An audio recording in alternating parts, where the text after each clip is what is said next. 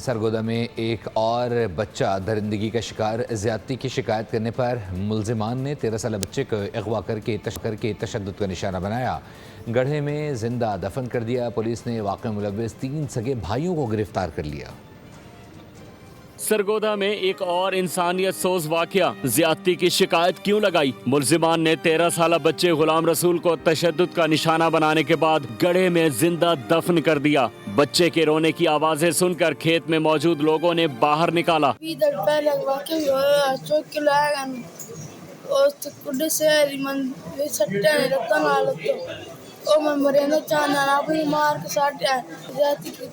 چچا کے مطابق ملزم قبر نے 20 روز قبل بچے کو زیادتی کا نشانہ بنایا۔ بہت مسکین بندے ہیں، ساڈے انصاف کی ساڈے بچے نال 20 دن پہلے زیادتی ہوئی، اس بعد بھی تو بھائی دسیا پڑے۔